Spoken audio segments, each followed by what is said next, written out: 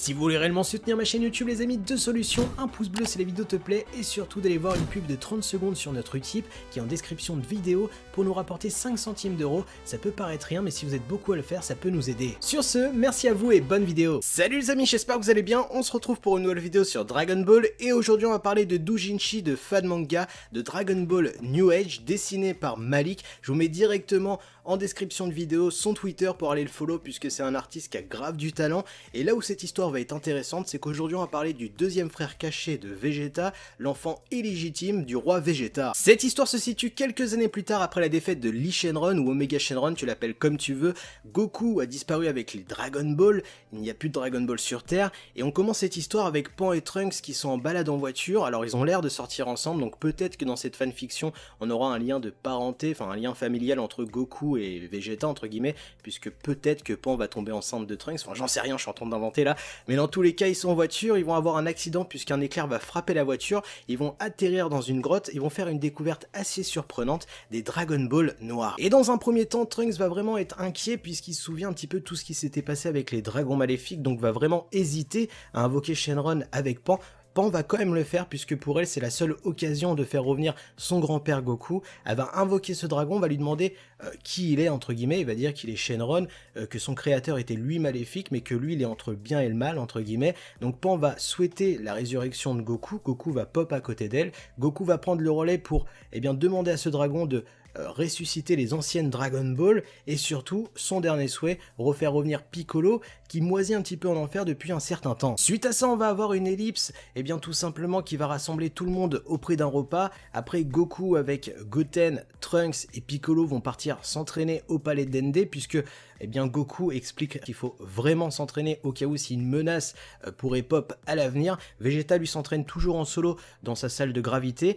sauf qu'il va y avoir une menace qui va pop sur la Terre, deux pods Saiyans vont atterrir et là Vegeta va se précipiter sur cette zone et faire cette étrange découverte. Et suite à cette situation on va avoir tout simplement Vegeta qui va être sur le cul puisque déjà premièrement revoir des Saiyans en vie c'est quelque chose qui va le choquer puisque pour lui il n'y avait pas d'autres survivants à la planète Vegeta, mais surtout la chose qui va lui faire vraiment bizarre c'est que ce mec lui ressemble étrangement, il a l'impression de se voir dans un miroir, il a un ki super maléfique mais surtout il ressent cette haine qui est dégagée par ce mec envers lui. Pendant ce temps là on va voir Goku, Piccolo, Goten, Oob, Gohan et Trunks qui vont ressentir ce ki maléfique et Vegeta va essayer de questionner ce mec sur pourquoi il est là, qu'est-ce qu'il veut, quel est son but. Ce Saiyan alors va expliquer une histoire très sombre, il est le demi-frère de Vegeta, il s'appelle Rigor, il est venu avec sa femme Cepali, il est ici tout simplement pour se venger du roi Vegeta et de Vegeta, puisqu'il est l'enfant illégitime du roi. Sa mère était une Saiyan qui faisait partie de la garde rapprochée du roi Vegeta, elle était dans l'élite Saiyan, elle était la maîtresse du roi Vegeta, et Rigor et Vegeta sont nés le même jour. Et pendant des années, la mère de Rigor l'a élevé sans lui dire qui était son père, mais surtout, en gardant caché cet enfant pour pas que le roi Vegeta fasse quelque chose de mal à son fils mais surtout à elle, puisque comme vous le savez à l'époque des rois, un roi qui avait une maîtresse, quand il avait un enfant illégitime, fallait pas que ça s'ébruite. Et pour le coup il y a un moment où elle a voulu parler au roi Vegeta de quelque chose qui clochait sur Rigor, il avait une puissance surdimensionnée, il était même sûrement le Super Saiyan légendaire et le roi était vraiment inquiet par cette situation puisque si une telle histoire venait à sortir sur la planète Vegeta, déjà son couple pèterait, mais surtout son statut de roi pouvait être remis à jour entre guillemets puisque un roi avait un certain statut mais surtout une certaine hiérarchie et surtout une certaine maîtrise à avoir par rapport à son peuple, et faire éclater une si grosse histoire aurait pu clairement le détrôner mais surtout le faire passer pour un FDP entre guillemets. Donc il a décidé tout simplement d'aller demander à ses soldats d'aller assassiner la mère de Rigor et Rigor. Alors bien sûr cet assassinat va rester discret, va se passer pendant la nuit, pendant le premier assaut, la mère de Rigor va réussir à contrer les soldats puisqu'elle faisait partie de l'élite donc elle avait une certaine puissance, va annoncer à son fils qu'il est l'enfant illégitime du roi Vegeta et surtout va vouloir le sauver avec cette fille Cepali qui était sa meilleure amie d'enfance. Ils vont monter dans le pod et pendant qu'ils sont dans le pod, quelqu'un va assassiner sa mère, Vegeta. Rigor et ses palis vont alors atterrir sur une planète qui va les accueillir les bras ouverts entre guillemets. Ils vont lui faire un dispositif pour camoufler sa puissance énorme puisqu'il est le Super Saiyan légendaire. Grâce à cette armure, eh bien personne ne peut détecter sa réelle puissance. Il va alors nourrir cette haine envers le roi Vegeta, son père et son demi-frère Vegeta, mais par la suite il va apprendre que la planète Vegeta a explosé, donc pour lui sa vengeance n'était plus d'actualité. Sauf que sur cette planète qu'il a accueillie, il y a un moment où ça a pété puisque le peuple commençait à avoir peur, et bien que Rigor se retourne contre eux, donc ont décidé de l'attaquer.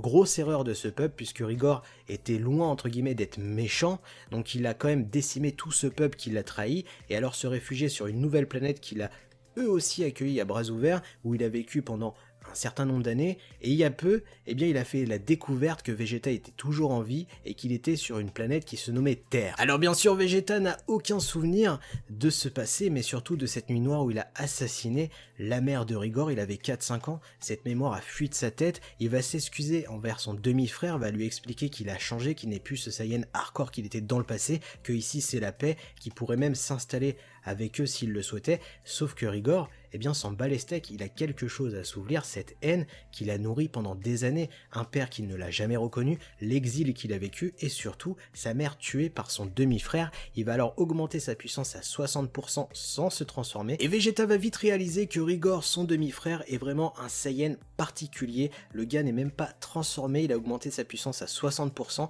et déjà au niveau du Super Saiyan 4 sans transformation. Vegeta va pas attendre, va passer en Super Saiyan 4, on va avoir des échanges de coups où Rigor va rigoler de la puissance de son frère, puisqu'au final, même en Super Saiyan 4,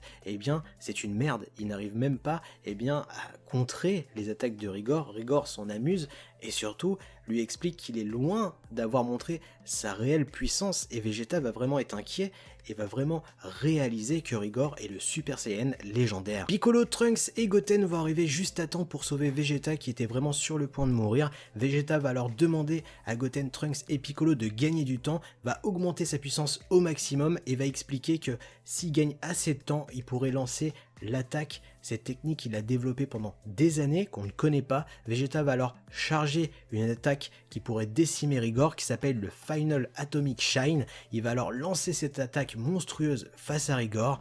sauf que cette dernière carte de Vegeta ne va pas marcher puisque Rigor n'a rien senti. Vegeta est alors totalement KO, détransformé, ça semble être la fin, sauf que Goku, Gohan et Oob vont arriver. Goku va donner une Senzu à Vegeta, Vegeta va lui expliquer que la situation est plus que périlleuse, qu'il faut tout donner à deux, être synchro face à cet ennemi et surtout ne pas rigoler puisque même à 60% sans transformation, il égalise, même surpasse un Super Saiyan 4. Goku et Vegeta vont alors se transformer en Super Saiyan 4 et commencer ce combat face à Rigor, sauf que même deux Super Saiyan 4 face à Rigor, Rigor il rigole et c'est là où ça devient vraiment très dangereux puisque Rigor va cesser de s'amuser et augmenter sa puissance à 100% et alors commencer à décimer Goku et Vegeta. Goku et Vegeta vont vraiment avoir du mal, une réelle difficulté face à Rigor, ils vont conditionner leur puissance au maximum, continuer à taper Rigor, mais Rigor est toujours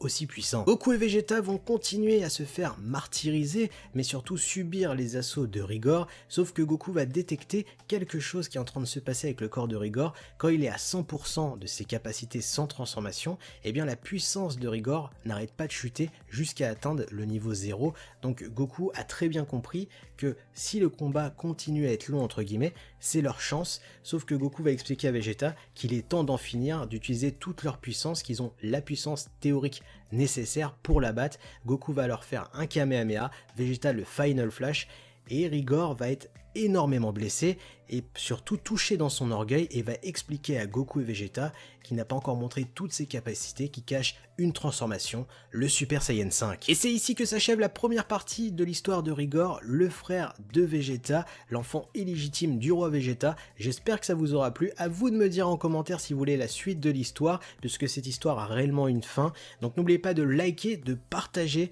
de me dire tout ce que vous en avez pensé en commentaire, et surtout de vous abonner à la chaîne YouTube. Sur ce, moi je vous laisse, tchuss!